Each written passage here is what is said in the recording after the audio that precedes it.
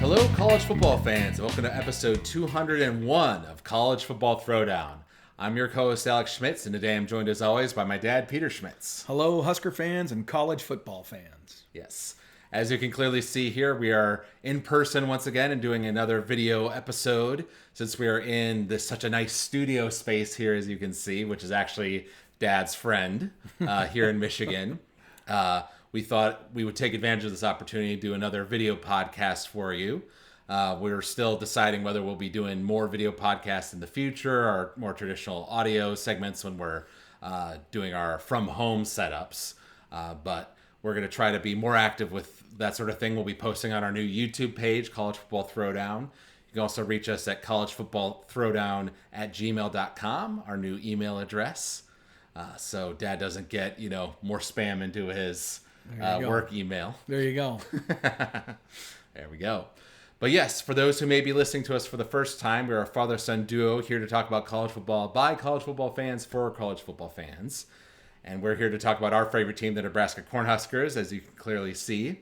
And this will be our official preseason episode. We'll be giving our predictions for the season overall, as well as the Cincinnati game, the first game of the year.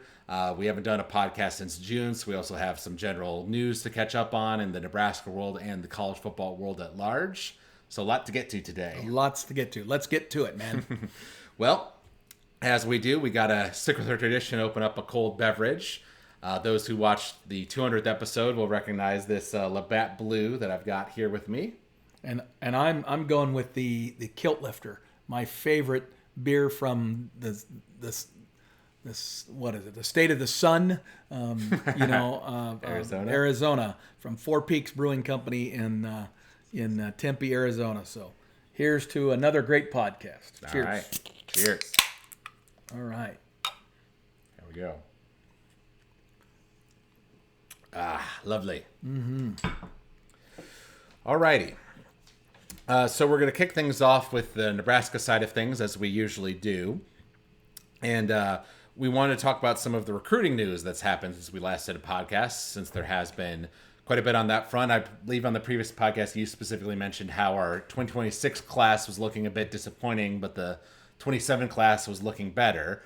And I joked with you that Matt Rule must have listened to the podcast and heard you after the fact, because then we got a lot of news about that 2026 class and some new additions to it. Right. So I'm going to go over just a string of names here, and then you can comment at the end. Okay. But we have a offensive lineman, Leon Noyle Jr., a 3-star, 4-star offensive tackle, Claude Mapuma, 4-star wide receiver, Nayland Scott, 4-star wide receiver, Larry Miles, 4-star defensive back, Danny Odine, 3-star tight end, Luke Sorensen, a 3-star offensive tackle, Hayden Ainsworth, 3-star offensive lineman, Rex Waterman, 3-star running back, Jamal Rule, 4-star cornerback, CJ Brana.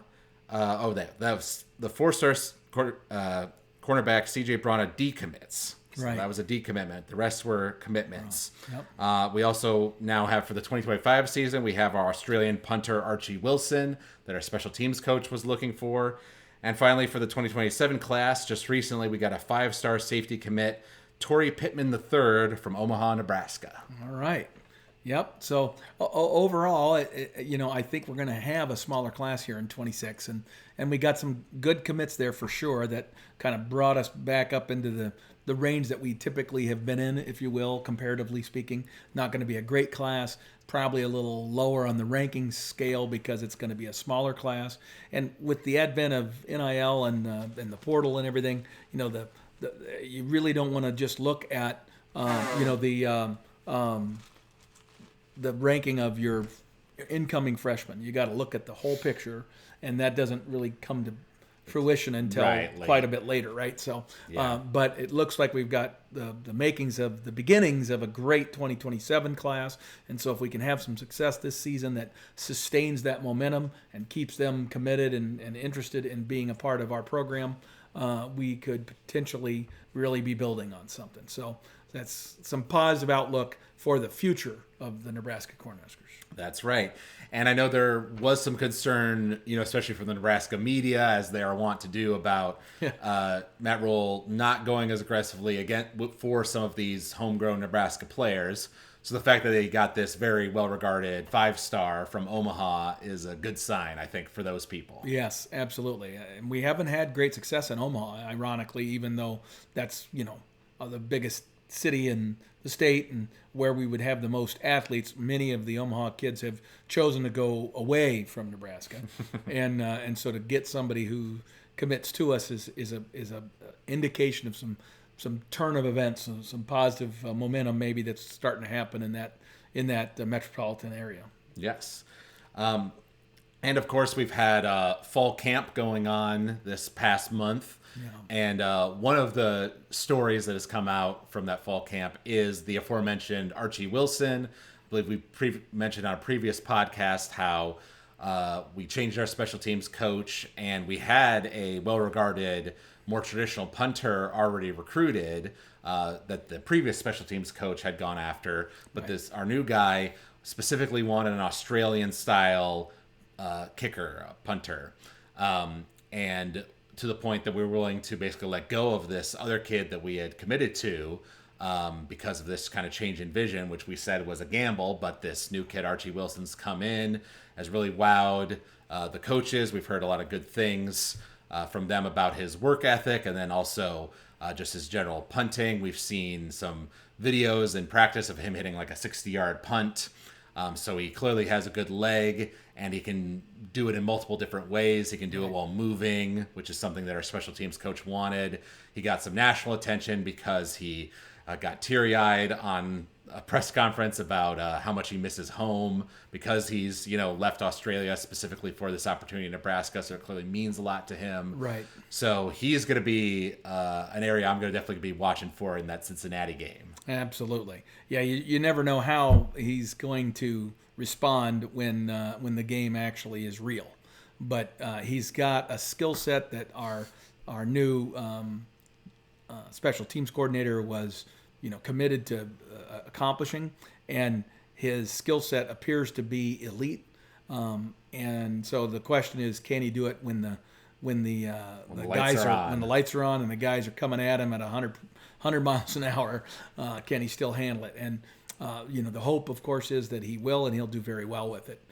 But it's certainly an area to question if you're anticipating, Nebraska's performance collectively as a team. Definitely. And we're going to talk about the Saturday scrimmage from last Saturday as we're recording this here on August 20th. So that was kind of like our major scrimmage here before the upcoming Cincinnati game.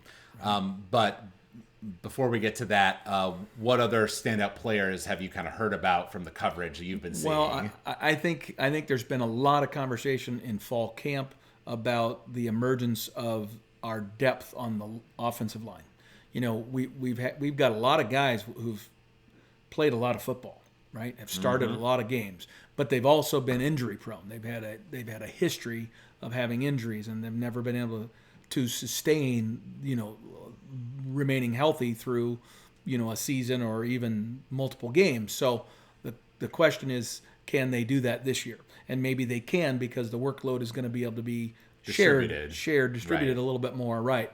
And so I think there's some real opportunity here for the Huskers to have a level of depth along the offensive line that we haven't had in years, and that could translate to big things, because we've also put a lot of puzzle pieces together for the offense in other areas. Our wide receiver room, has gotten a lot of attention in this fall camp, and just collectively the offense has gotten a lot of attention.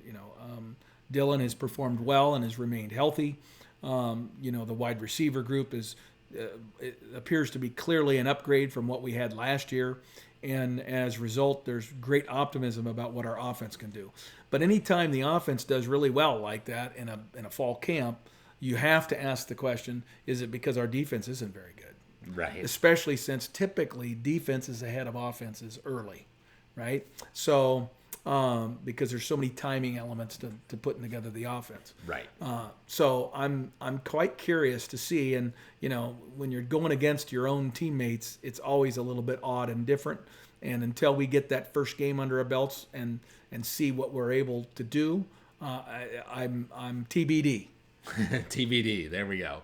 Yeah, I did see a comment from the new defensive line coach talking about how tough all of his players have been practicing and how proud he is of them. And that's another area of the team that I'm interested to see. Also, running backs, right? We have a lot of good talent, but not necessarily a great talent, right? We don't have that kind of standout player. So I assume that in that Cincinnati game, from the sounds of it, run defense is their strength. So I don't think we're going to be running it super often. But when we do, I bet we will cycle through some of those running backs that Matt Rule wants to see who is playing the best on the day. Exactly.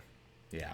Yeah, we want to establish the running game, and our offensive coordinator is a guy that definitely has a history of wanting to do that. He's not afraid to establish a running game, right? But he's also well known for his passing game. So he's going to pass it, right? So it's just a matter of what is that ratio? Is it going to be 55-45, or is it going to be 60-40, or is it going to be something else, right? But I'm inclined to believe it's going to lean a little heavier into the passing game, even if that includes some significant numbers of passes to the running backs, as an outlet or exactly. So that's going to be important. Yeah. Speaking of which, we've also heard comments from Dylan talking about how he's beefed up his body some more in the off season and is planning to run it more or be more able to do that. So if he gets into some of those scramble situations like he did last year, that maybe he can feel more confident in just going forward and getting 3 or 4 yards versus trying to kind of scramble off to the side and try to force something, which was something he did do sometimes last year. Or just he would hang on to the ball too long and keep trying to throw it when he's already gone through his progression and it's not there. There's not separation. There's not somebody open. Then tuck it and run the football and get something positive rather than waiting until you ultimately end up getting sacked. Exactly. So, I think there's lots of indications that our offense is better. I think there's indications that we have some pretty substantial depth along the defensive backfield and at our linebacker spots. And even our defensive end position seems to have lots of options. Where the big question mark is defensively is in that interior, and that's the part that I don't think we'll really understand until we're a few games into the season, frankly. But this first game will be particularly important because it's a team that, like you said, they're gonna run the football and they're gonna stop the run. That's the MO of their coach. Right. Yeah, seems that way. This past Saturday scrimmage that I mentioned was an important one, and we heard from Matt Rule about what he thought of how it went. He said that there were more penalties than he wanted. He had official Big Ten refs there. He told them to call it like a real game. Right. So there were lots of penalties, specifically after the snap. Sounded like some of the guys were being too aggressive. So getting some, maybe roughness penalties or holding, things of that nature. Gotcha. He also said there was a noticeable quality drop when we switched from the first team to the second team and from the second team to the third team, which he was not happy about. So some concerns about our depth there. But he did mention that compared to the first scrimmage they did the previous week, he knows the tackling was a step better, which was something that they had worked on that previous week. Well, and we've talked about that in previous podcasts, that it's just so hard with all the restrictions that the NCAA places on the number of full padded practices that a team can have. I think the total in the preseason prior to the first game is 9. That's the most you can have. So you got like 27, 28 practices, something like that total that you can have in the preseason, but only 9 of those can be full pad, full contact type practices. So if you're trying to develop your team's ability to tackle, it's kind of hard to do with such a small number. So when you have those days where you're fully loaded up, with your pads, you got a lot to cover. You got a lot of things because you want to do a lot of the other kinds of execution things when you're in that full pad situation and it's hot out and you're miserable and that sort of stuff. You need to be able to go out there and demonstrate that you can execute. And so it's not like you just, it's a pad day, let's go out there and hit each other for, an hour. That's not how it's going to work. But it's important that because we're playing against a short, powerful running back that actually played for Wisconsin last year and is now transferred to Cincinnati. So he's a player that, is a bit of a bowling ball, and we got to be able to tackle him low, right? Or he's going to make some yards on us. The wonderful running back at Arizona State last year, someone kind of in his mold. Scattaboo. Yeah. Yes. No, I don't think I hope he's not that good. If he's as good as Scattaboo, we're in trouble. But just saying he's on the shorter side, but very good. Exactly. Still, Exactly. Yeah, hopefully not. We did have a few injuries during the fall camp this year, notably tight end transfer Mac Markway, Bly Hill, out with ACL injuries, and then this latest scrimmage, Gibson Pyle as well. So not ideal, but on the other hand, not as bad as some we've had in the past. Correct. Between the spring practice and the fall camp and everything. I mean, we've still got a week and a half to go here as we do this podcast. But the thing is I would say that we're in fairly decent shape, and there isn't many teams in the country that if you scanned across the country don't have 2 or 3 significant injuries that have occurred during their fall camp. That's the nature of the game. It's just the nature of the game. Very true. So I feel better about that than I have in some previous years where, of course, this is the one guy that we can't afford to lose, and then on day 2, we lose him. Yeah. That has happened multiple times over the last decade for Nebraska. Yes, definitely. And we reminisced about that sort of thing on our 200th episode, talking about the past 10 years of doing the podcast and Nebraska football. So you can listen to that if you haven't already. So that gets us to this first game against Cincinnati. It is at a neutral field at Arrowhead Field in Kansas City. But tickets were available freely to both programs. Unsurprisingly, Nebraska fans gobbled up a majority of the tickets. So it's going to be a Nebraska-favored game for sure in terms of attendance. Yes. And Cincinnati is coming off of a 5-7 season in the Big 12.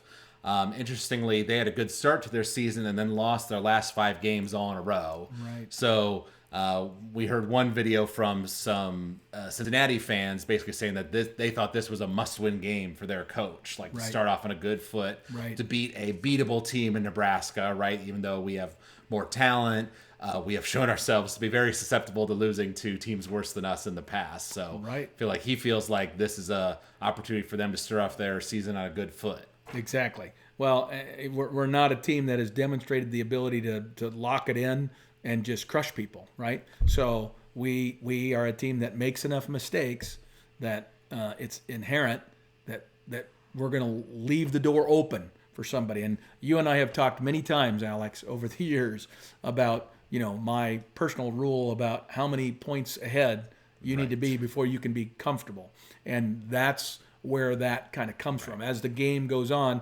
initially you've got a whole game to go, so you just want to get a lead. But then as you approach the halftime, you need to start building on that lead. And then in the third quarter, you want to be able to build that lead to the point where you have effectively 3 scores before the other team could take a lead. And if you have 3 scores, then you're in good shape. But you need to have those 3 scores going into that fourth quarter. And so many times, even if we have the 3-score lead, say at the beginning of or early in the third quarter, that doesn't mean anything. I want a 4-score lead. We need to keep building on that, knowing that the other team is going to change its behavior. As a team that's fighting to come from behind, you need to be able to keep them suppressed, knowing that they're going to find a way. There's going to be some success there. Right. And knowing Nebraska's propensity for the 1-score losses, which we've talked about plenty. Right. That has continued to some extent as well during the Matt Rule era. Right. We would like to have that 3-score lead, 17 points at minimum, going into that fourth quarter, because we know we don't play our best football when it's close in the fourth. Right. And now after, let's say this season we turn that whole winning close games thing around, then maybe I can feel better about our ability to hold on to a lead, that we're able to get a first down when we need it, when it's 3rd and 4. But we have not demonstrated our ability to do that. Right. So until that starts getting demonstrated in football games, then I want us to be blowing people out. Right. Yeah, and looking at Cincinnati's schedule from last year, as we mentioned, they went 5-7. Their biggest win was against Arizona State, who obviously we all saw how good they were by the postseason. So they beat them more in the middle of the season, but then kind of had a second half collapse where they lost to Colorado, West Virginia, Iowa State, Kansas State, and TCU. So they kind of got to the meat of their Big 12 schedule and struggled. And in the video that we were watching, they were mentioning how their quarterback has had issues passing the ball, especially anything beyond like 10 yards. He's okay at the short passing game, but beyond that, they have not been able to be explosive in that regard. They've relied more on their running game. They have a good running back, so they're good in that side of the field. They have a good defensive lineman that is good at forcing you to go to the outside running game rather than running it up the middle if you want to beat them and things like that. But the odds makers have us as a 6.5 point favorite, so just under a touchdown. Right. So I think between that, the fact that we have this talent, the fact that the stadium is going to be mostly red, all points to the fact, points to signs, I should say, that we should win this game. But, given what we just heard about that scrimmage and lots of penalties, right, you can easily see a world where they're just kind of slow and steady, chipping away, getting, some points, and we make enough mistakes and penalties or turnovers that we give them a window to come back and win the game. Right. That is almost assuredly their game plan is going to be to try to run this football, shorten the game by running clock, and give Nebraska's offense as little or as few opportunities as possible. And since I'm not sure about our defense's quality, if they're able to sustain drives, which was our Achilles heel last year. One of the reasons why we had struggled on defense last year was not because our defensive numbers weren't good. It was the fact that we could do great on 1st and 2nd down, and then we'd give up a first down on a 3rd and 14, and we did that kind of thing consistently. And now we've lost our 2 great defensive linemen from last year, so the potential is there for that problem to not only be still there, but maybe even be exacerbated. And so I think we need to demonstrate right up front that we have a defense that can contain this offense and get them off the field so that our offense gets chances. If we give our offense enough chances, we'll win the football game. Maybe substantially. But if we don't and we allow them to sustain drives and burn the clock, then we're going to be in the same situation we've been in, where then our history will come back to haunt us, and the guys will get tight, and somebody's going to make a mistake, and we'll lose the football game again. And until we can get away from that pattern of behavior that's going to keep repeating itself, guys have got to find a way to make the play, not in the fourth quarter, in the first quarter, in the second quarter. That builds so that there's no question who's going to win the football game going into the fourth quarter. That's what I want to see. Right. Yes, I totally agree with that. And, just the fact that, we need to come out there and have a good start, right? We're talking a lot about the fourth quarter, but I think coming out and having a good start in the first quarter and building that momentum, keeping the crowd in it will be big. To your point, the fact that we have been able to rely on having a good defense, right? The defense has kind of been the strength of our team the past 2 years under Matt Rule, and the offense more struggled. Now we're hoping that with the second year of maturity for Dylan, that we'll take a step up there with Dana Holgerson as our offensive coordinator, and the improvements we saw to the offense when he took over last year. We're hoping to see that magnified to another degree this year. But the changes on the defense do leave that question mark open. Right, exactly. And this particular team has its greatest concentration of talent in the areas where we might go to secure a victory, right? Like they are very good at stopping the run. They were last year, and they have even more talent coming back who's healthy, including a defensive tackle they believe to be one of the top 4 in the country.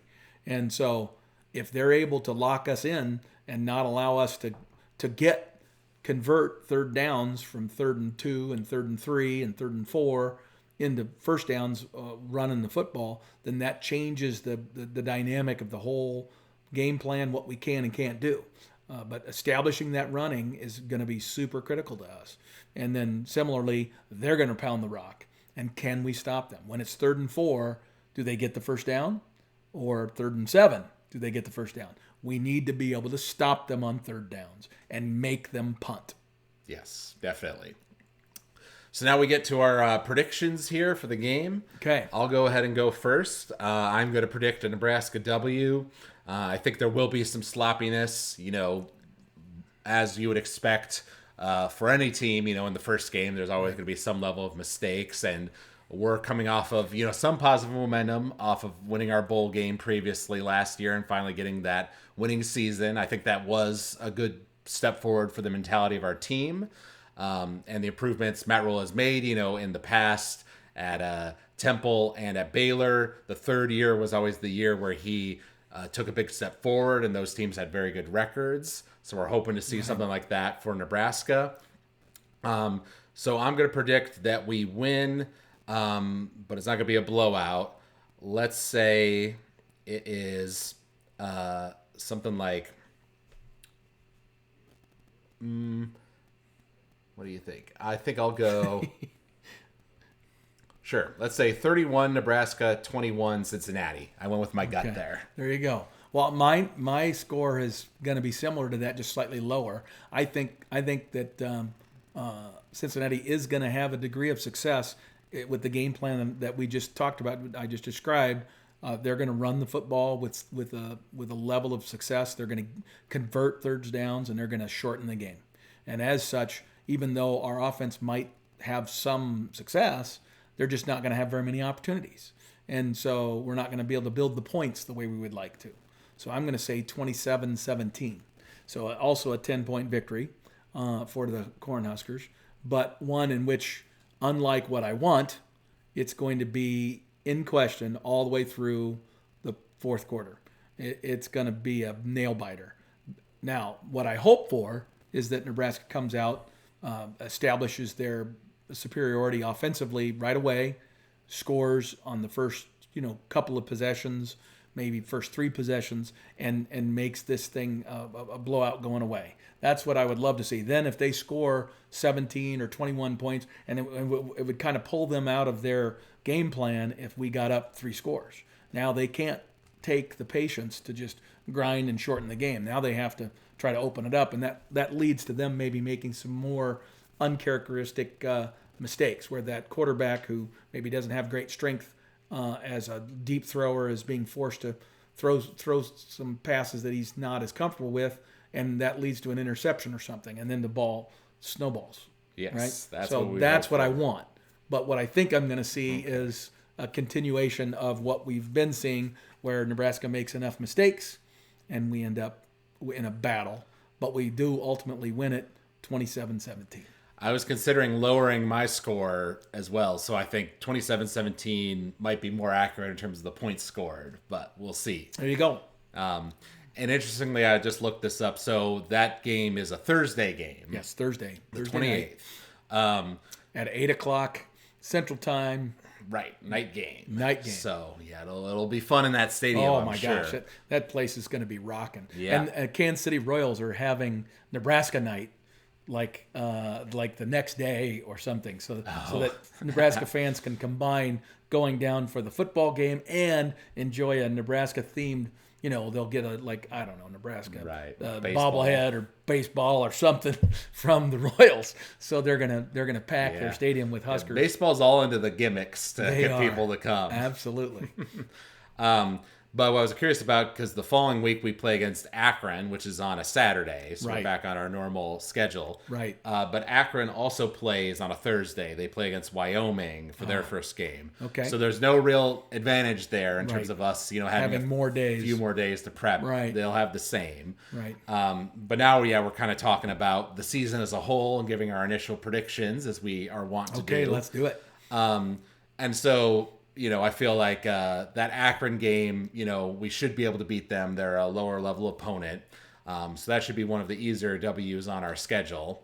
Well, I don't really know much about Akron's team, to be honest with you. So I'm speaking, but kind of out of turn here a little bit with Akron. But I am confident we are going to have better talent than them, and we're playing them at home in Lincoln for the home opener. And if I remember correctly, it's a night game, like a 6:00 game or something like that. So I think this is a game where Nebraska starts to put it together. You always improve and get more comfortable between that first and second game. The tackling will improve. Some of the mistakes, the penalties and stuff will get cleaned up, and Nebraska will beat Akron substantially. Okay, yeah. They were 4-8 last year. Okay. In their conference. Oh, wow. So yeah, so that should be a lopsided victory for us. And I'll just go ahead and say the third game, Houston Christian, it is like an 11 a.m. Noon Eastern time game.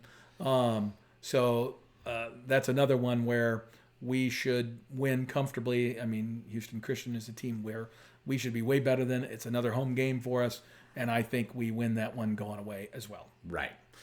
Yep. So the Cincinnati game is very important for us having a good start, because if we're good enough to beat them, we should be good enough to beat the next two, as we just discussed, which then gives us momentum going into our fourth game that's very big versus Michigan at home in Lincoln. Right. Already sold out. 3:30, or I guess 2:30 game local time. Right. Going to be a big one. Getting lots of coverage from the national media, I'm sure. And I will be there. And he'll be there. Yes. There you go. Your mom and I are going to be there. Yes. So, us going into the Michigan game 3-0 versus being 1-2 or 2-1. Yeah. Yeah. I think it's huge. That's a big difference in terms of mentality and real belief that we can win. Correct. And I would say, I think we can win against Michigan, but I'm going to identify that as our first loss. Yes. And the reasons for that are that I just think, here's the thing with Michigan. Michigan's an interesting dichotomy. I mean, there are people that could look at Michigan's schedule and look at their team and say, freshman quarterback, they just like us, they've had some significant injuries. I think they lost their expected left tackle this last week to a season-ending injury. So everybody experiences that stuff. But I think Michigan is a team that could just as easily be 6-6 or 12-0. I mean, they have enormous talent, and their coaching staff is excellent, and they're going to be coaching this game without their head coach. Right. And I don't think that's a bad thing for them. I hate the no coach thing. I would rather that not even be a factor in this, because all of those players, what does every coach want? They want a player-led football team, right? That's what they want. They want that maturity to rise up to the occasion and lead themselves. Well, that's kind of forced upon somebody when you remove the head coach. Right. Right? And we've had that in the past with Jim Harbaugh being removed from a previous Nebraska game. And it didn't help us. Right. It didn't necessarily help us. But to your point, the fact that, they have a true freshman quarterback, he's not going to be that senior leader, right? Right. So it would be, some of the older guys on the team stepping up. So, there's potential for an upset there. There is, absolutely. But I would agree with you. I'm putting that one down as a loss. I'm going to go ahead and say right now, my prediction for this season is an 8-4. 8-4. Wow. So that means that if you're predicting the Michigan is our first loss, then that's only 3 more losses with a schedule that includes playing Iowa, Penn State, of course, at Minnesota, who has like 20 returning starters, and who else? Otherwise, UCLA, at UCLA, who beat us last year in Lincoln. Right. So here's my logic. I think Michigan's a loss. I think Penn State's a loss. I think those two I can safely put in that category book. Right. And then I'm thinking that even though I think we can, all those other teams we can beat. You know, Michigan State, USC, UCLA, Iowa. You know, we were so close with a lot of those teams last year. Right. If Matt Rule has actually turned the corner in this year 3, and we've cleaned up the mental mistakes, and our special teams is, you know, consistent, and we still have the good defense, but with a better offense. Right. You know, we got this Archie Wilson guy giving us our good punts and those sorts of things. You know, just cleaning up those few mistakes from the games from last year means we win a lot of those games, right? Correct. Yep. So I think there's a world, in an ideal world, where we could even go like 10-2. Right. Where we totally lose to agree. Michigan and Penn State, but we beat everyone else. Right. But I'm going to be more realistic and assume that we make some mistakes, we have some injuries, we trip up on 2 games somewhere in those bunch in the second half of the year that are tougher for us. Right. But at 8-4, I would be satisfied with. Oh, I would be thrilled with 8-4. I would agree with you 100%. And I'm hopeful. That's my optimistic thing. 8-4. and I say that with the full knowledge that I believe it's a 50-50 shot to win against Michigan. I don't think it's a 70-30 Michigan's going to beat us. I think it's 49-51. Well, I don't think that. I do, because they got to come to Lincoln, play us in Lincoln in the middle of a day in mid-September, where it's going to be hot and miserable. Okay, and I mean that fan base is going to be chomping at the bit if they're 3-0. Right. I mean it's going to be rabidly crazy, and Michigan will have already faced Oklahoma at Oklahoma. Let me add a caveat to that. It'll be rapidly crazy if we get the big 3-0 wins. Right. If we just scrape by and beat all these teams by, that's true. 3 points, it'll no. be a very different mentality. But if we actually right. show our talent and have a blowout or 2 in there, it'll be rabid. I think you're right. So that's where I'm saying the Michigan thing is, you know, I'm inclined to think we have a pretty decent shot there, right? But I'm much more paranoid about Minnesota on a Friday night up in Minneapolis, right? Mm-hmm. I'm worried about USC and UCLA, and I, of course, despise the Iowa series of the last decade, because we have had more talent than Iowa many of those years that we've lost. Last year being another one of the examples. I mean, we absolutely were the better team in that game for 3 quarters. And then because we didn't get enough of a lead, then they were able to make 1 or 2 things happen. We made one huge mistake, again, which Special we are teams. prone to do, and boom, they pull out the victory at the end because they're comfortable living that lifestyle. They're comfortable with that miserable, ugly football approach that they have. And so that still scares me. So I think we end up 8-4, just like you. But I think the losses that I'm visualizing might be different than yours. I think we lose to Minnesota. I think we lose, to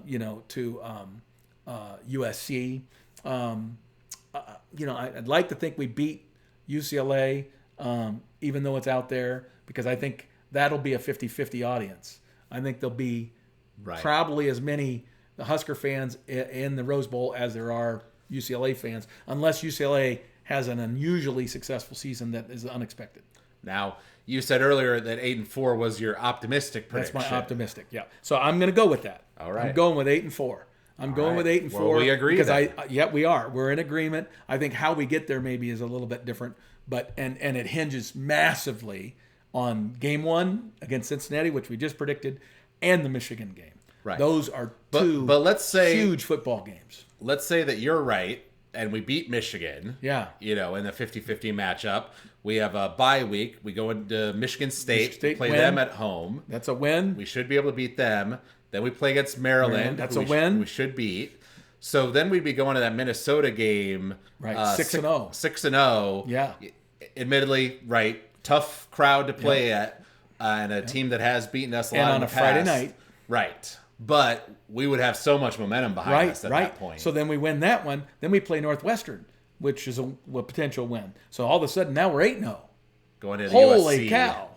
Right. But then I could see us getting there, and then losing to USC, right? And like, kind of the wheels coming off, like and we end up 8-4. The Mike Riley 2018 season we were discussing before. Until I see these guys consistently perform in all three levels of football: offense, defense, and kicking game. If we can get all three of those things executing at a good to high level, then we have the chance to have the maybe 9-3, 10-2 type season. Because we're not going to get an easier schedule than this. That's the thing for Husker fans, is we can't expect our schedule to be any better than what we got this year. Right. So we better take advantage of it. And I believe Matt Rule realizes that. I think it's not lost on him, the opportunity he has in front of him. Right. No, I think you're definitely right. And as you said before, the expectation has been set by our athletic director, Troy Dannon, that, hey, this is your third year. You got your guys. You've changed up your coaching staff. We've given you the funds to get your NIL players and your transfers and things like that. So now is the time to deliver for the faithful Cornhusker fans. Absolutely. Absolutely. Well, let's hope we see it. All right. Very good. Well, that's some optimism going into this Nebraska season. I know it's unusual for me. Well, I was about to say, I feel like we usually, we're close. Yeah. We usually have somewhat optimistic, predictions at the beginning of the season, and then we've been disappointed in the past with these 5-7, 4-8 type of records. I get grumpy. He does, folks. I can guarantee you that. But now we're going to transition into the national side of our podcast. Just talk about some news that's gone on since we last did one back in June. And one interesting one in the world of conference realignment is that Texas State joined the Pac-12. So Pac-12's still alive. Still alive, even though it's way more neutered than it used to be. Yeah, but they're still around. It's gonna be very curious to see how that all plays out. Yeah. And speaking of which, this is just a fun fact that was pretty wild to me. Next year for Nebraska, 2026 will be our 15th year in the Big Ten, which equals the amount of years we were in the Big 12. Right. Which is what I grew up, Nebraska being in the whole time. Of course, you remember the Big 8 era. Absolutely, yeah. But for me, it was always the Big 12. So it's pretty wild to think that we will soon surpass the amount of years we were in the Big 12 being in the Big 10. But see, I view the Big 8 and the Big 12 years as homogenous. Right, because it was the same league. It was. And that's the big mistake, right? The big mistake was the Big 12 was inviting 4 teams from an absolutely disheveled, destroyed Southwestern Conference. Right. Okay. And instead of inviting them to be included in our Big 8 history and tradition and power, we allowed the losers in frickin' burnt orange jerks to take control of the newly formed Big 12 and make it something legitimately new. And it shouldn't have been done that way. That was the first huge mistake. Yes. And one Nebraska-related thing we wanted to talk about, actually, before we go full national on us, is, of course, the volleyball team, which has already kicked off its preliminary season. They had a scrimmage, red-white scrimmage, and then they just played a alumni game, which our current girls won 3-1. This is the first year for Danny Busboom Kelly, who's replacing the legendary John Cook in the world of Nebraska volleyball. We're going into the season ranked number 1. So there's a lot of expectations on this team. It's been exciting to see the lead up to this season, but it's one of the cool things about the sport of volleyball. They have a system that encourages playing the best opponents, and as a result, we're playing in the AVCA First Serve Classic. It happens to be being held in Lincoln at our basketball arena. It's the first time we will have ever played volleyball in the basketball arena. Sold out, so 15,500 or so fans, and we're going to be playing the number 3 and number 6 or 5 teams in the country in Pittsburgh the first 2, and Stanford in the first 2 games. And there's a bunch of other incredible matchups as well throughout this series. So I just love the way the sport of women's volleyball has structured their system so that coaches are encouraged to do this if they hope to win enough points, if you will, credit, so that they could get one of those top 4 seeds. So if you have a great team like Nebraska does going into a season, then you're motivated to play a very tough non-conference schedule, so that you can position yourself, hopefully, at the end of the year to have a record and such that allows you to be one of those 4 teams that ends up being able to host in the national tournament. Right. Which almost, this is a bit of a sidetrack, but almost makes me wonder right now, right, in the 12-team playoff of college football, the top 4 teams get a bye, right, which sounds good. Right. But as we saw last year, it wasn't good. It wasn't necessarily a good thing. Right. And there have been talk about, doing the home games, right? Like we're doing that for the first round, but then the later rounds are at the traditional bowl sites. Right.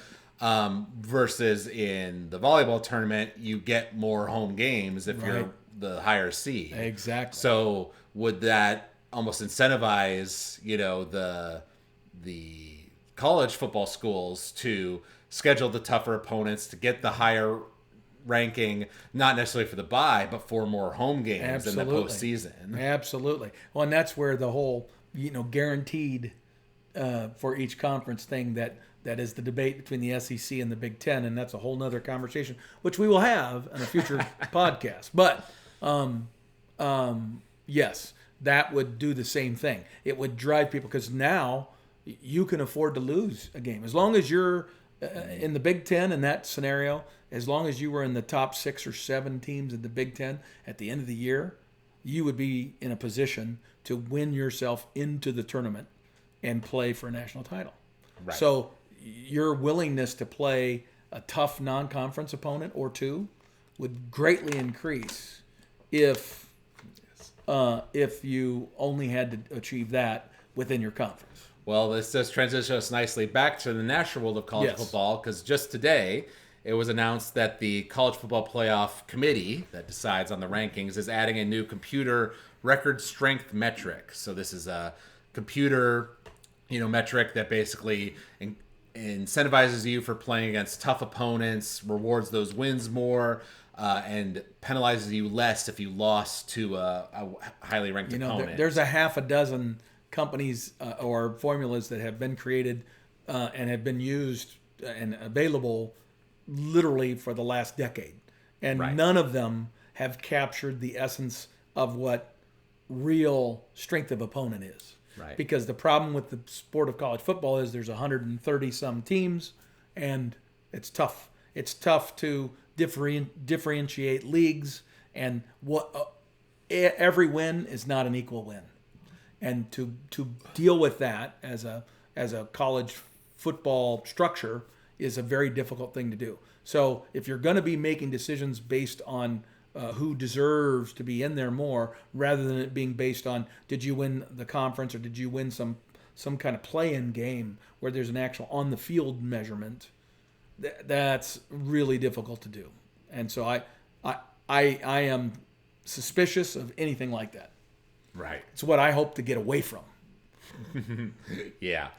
Right. Well, because that was part of the whole reason we went away from the BCS, right? Was to get away from the computer polls, Correct. Put it more in the hands of people, Right. and they have been looking at strength of schedule in their The calculations. whole time. Absolutely. But they've got a lot of pushback about their decisions as a result of that. Exactly. So I think this new computer metric is being added to help assuage some of those criticisms and to try to incentivize teams to play the tougher non-conference games. Correct. Right now, the incentive is to not do that. Right. In this sport. One other big piece of news over the past few months is that President Trump signed an executive order a while back, which prohibits third-party pay-for-play arrangements. So gives a little bit more teeth to this new committee that is going around, patrolling and enforcing the new recruiting rules, or the new, not recruiting rules, but the payment rules. Payment rules, the NIL. For NIL. Right. But it did specifically say this does not apply to, quote, fair market compensation such as brand endorsement, unquote. So I think the thinking is, as long as you can say, hey, I'm being sponsored by this car dealership or this fashion brand or whatever, and I'm not getting paid 3 times what the other guy who used to represent that dealership was paid. Right. As long as you can show I'm actually doing legitimate work to earn this Boom. sponsorship, then you should be okay. So we don't exactly know how that's all going to work, but I think at least it does give some teeth to, if you're caught not doing that, not only will the not NCAA. Not the NCAA, but whatever the new committee is called that I'm blanking on. The NIL. Yes, NIL committee. Yeah. They can punish you in ways similar to the NCAA. Right. But now there's potential federal, civil Law penalties. Right. That can exactly. come your way. That can basically shut it down and say that's not good. Yeah, that's not acceptable. And getting clearinghouse, wasn't it called a clearinghouse? Clearinghouse, right? Yeah. And good luck with that. And discovery, right, which you've often talked about, how the NCAA doesn't have that power, unlike Congress and the federal government does. Exactly. So we'll see if that rule, that executive order, has any bearing at all. But at least he was attempting to try to put a railing on what has no railings. Right. And then also in the past week, it was finally announced the official punishment from the NCAA to Michigan for the sign stealing scandal of several years ago. And in some ways it's a big deal, and in other ways it's not, which we'll discuss here, because they basically were considering certain non-monetary related fines, such as reducing the roster limit for Michigan, or reducing, giving them a postseason ban. But it was decided to not do that directly, and instead basically apply those punishments into monetary value. So like they've got a reduction of 10% of their scholarship fund that they would give out is now part of a fine, and they are not allowed to get any postseason money for the next 2 years. Right. So the estimates vary, but people are saying somewhere between 25 million and 35 million is what this punishment is going to cost the University of Michigan. I would have rather them actually done the restrictive stuff. I would rather them have been excluded from postseason for a period of years. I would have rather them being actually punished. Now, I understand that the argument against that is the athletes that are at Michigan now had nothing to do with this, and so now you're punishing their ability to experience a postseason game, even though they may earn it on the field with their play. And I get that. But the problem is that if you don't do that, money's just money. Money is a check that just can be written.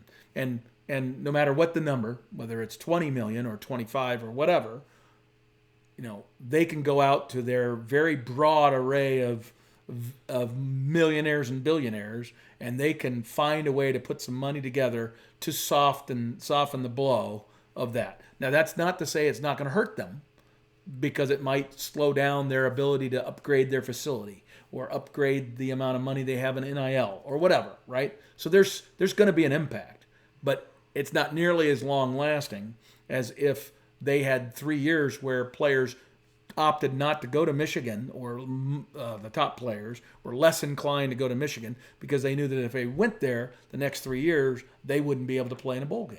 Right? That by the time their career's over, they would hardly have ever even had a chance to play in a bowl game.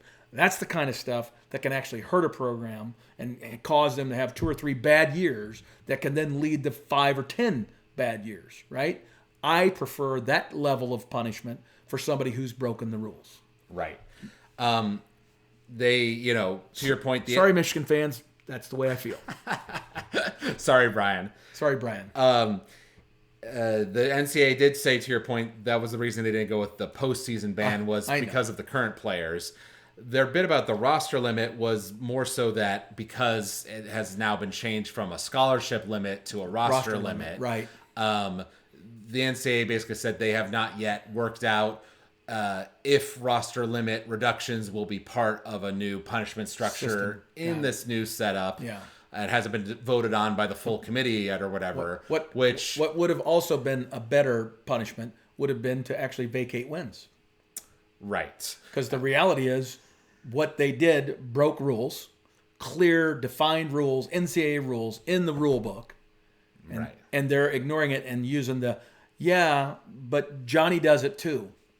Argument. Or that is the you can't biggest definitively joke of an argument I've ever definitively prove like did they win this game because of the sign stealing. Like there's no hard evidence to say that. Well, except that there's a lot of circumstantial evidence that it helped them a lot. Yes.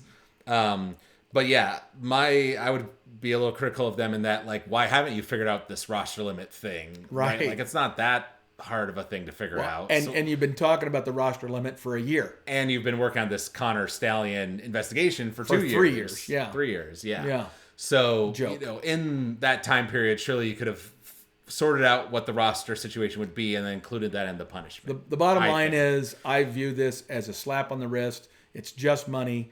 The people who got show causes, except with one exception, the Denard, was it Denard Robinson? Yeah. That doesn't make any sense. I don't understand that, why he got tied in to that extent. But the Harbaugh thing is a complete joke. I mean, he's not coming back to the NCAA anyway. Yeah. So that is a non-factor. And Sharon Moore's is irrelevant because he's already got his job. So he ain't going anywhere in the next 2 or 3 years. Sharon Moore does have a 3-game suspension, which is an increase from the 2-game suspension that Michigan had already, on their own accord, doled down to him. So they added one to that. They had to add one. There also is a 14-week recruiting probation and a 25% reduction in their number of official visits. Now, those are things that hurt. Now, those are real things. In my opinion, that's real punishment. Right. And I saw it being pointed out that, this monetary thing, even though, to your point, it is just money and there are people that can, help them compensate for that. But for perspective, the previous highest punishment was Tennessee in 2023 for $8 to $9 million. So jumping up from that to 25 to 35 million is a significant jump. It is. And that's like a 70% increase to the total amount of money, that they raised all of last year.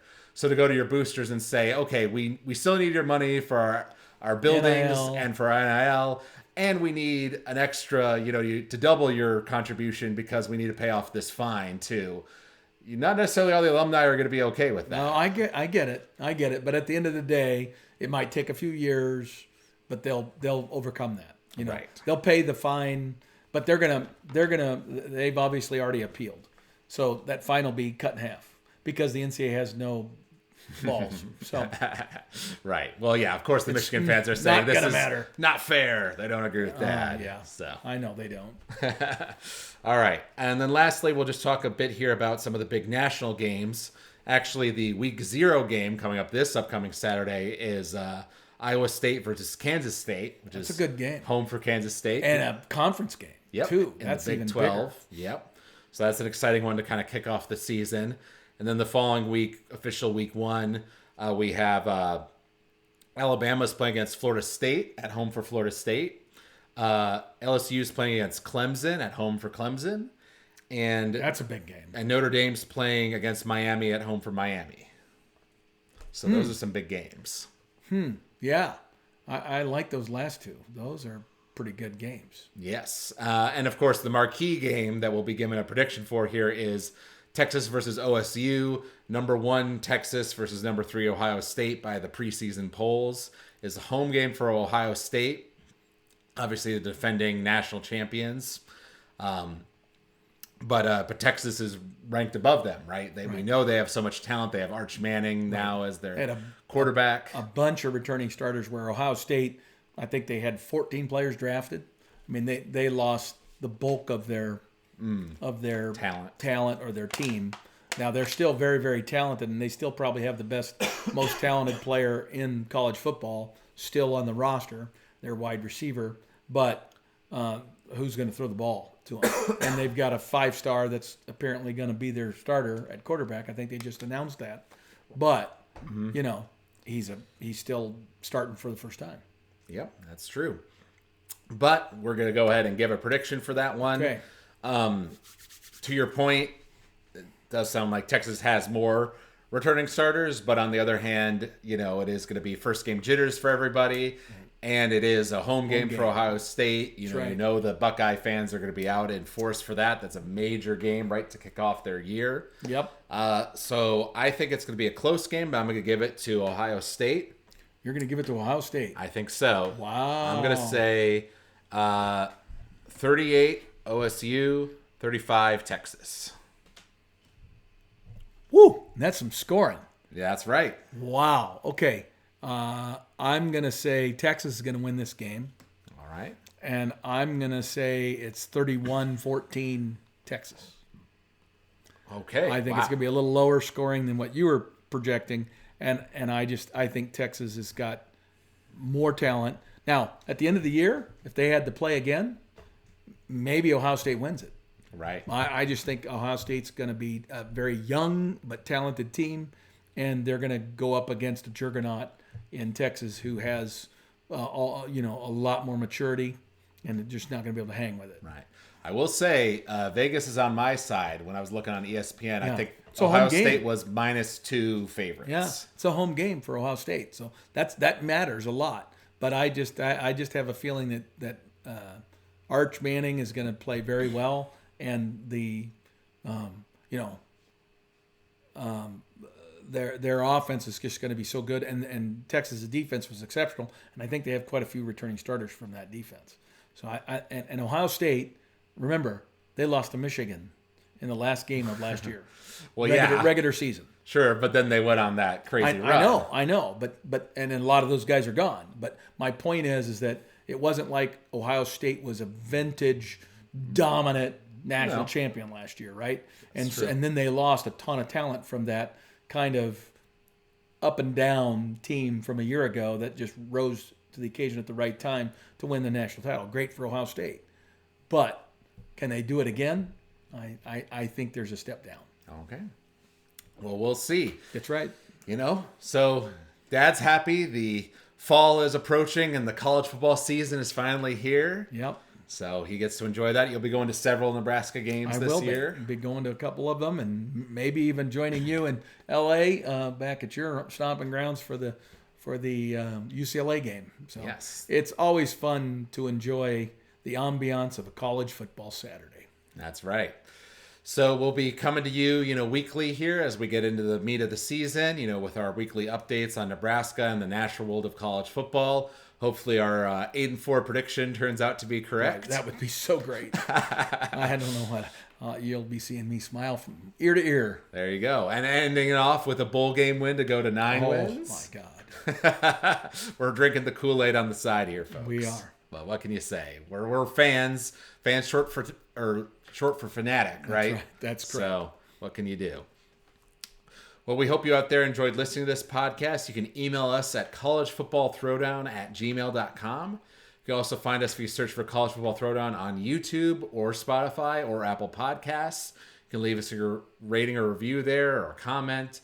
We'll read it out here on the air. You can let us know what your favorite moment from College Football Throwdown has been for these past 10 years we've been doing podcasts, these past 200 episodes. So thank you out there for listening, and thank you, Dad, for joining me for this episode. Until next time, go Big Red. Go Big Red.